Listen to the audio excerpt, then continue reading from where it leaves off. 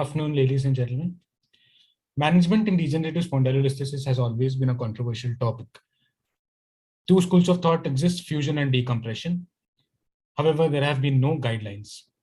And degenerative spondylolisthesis is actually a melting pot of heterogeneity. This fueled our research, and the aim of our research was to conceptualize a scoring system in the retrospective cohort to guide treatment plan in patients with degenerative spondylolisthesis. Use this in a prospective cohort to validate the scoring system. The retrospective wing of the study happened between July 2007 and 2011.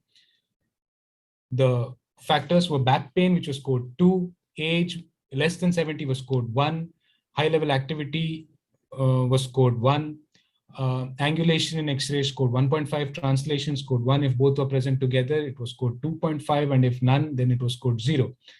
Sagittal oriented facet scored 1, coronally oriented facet scored 0. A full facet sign scored 1, and a normal facet scored 0. Taller discs scored 1, shorter discs scored 0.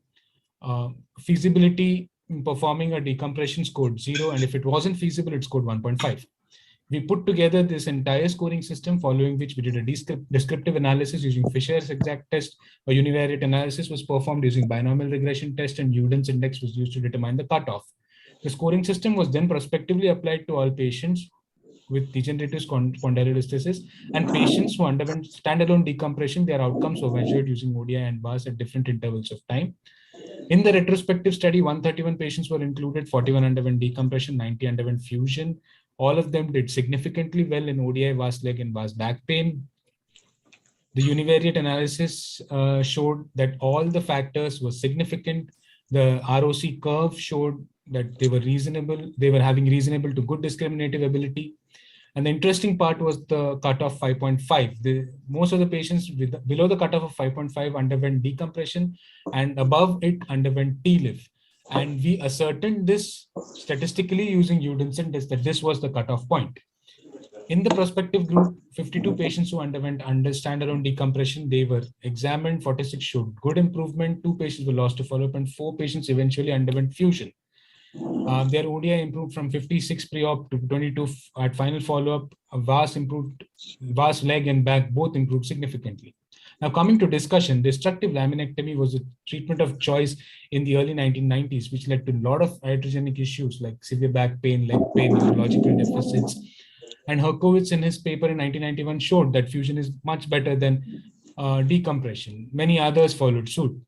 And this coincidentally was during the pedicle screw boom time. But now we know better. We know that it is a heterogeneous entity. Fusion is a relatively longer surgery, more morbid surgery, and the current thinking should be to customize treatment for each patient. Another interesting part is that almost 42% of people today attending the conference will have a slip of more than 3 millimeters. And the natural history of degenerative spondylolisthesis is actually to restabilize in majority of the patients. So like a blind man needs to touch the elephant at multiple points, we had to touch on various factors, including clinical, radiological, and patient factors, technical factors, to make our proposed scoring system holistic. The limitations of our study was that it was a single surgeon study, and minimal invasive decompression is technically demanding. However, we conclude that decompression has a central place in the treatment, and this scoring system is a reliable tool in planning treatment for degenerative spondylolisthesis. Thank you.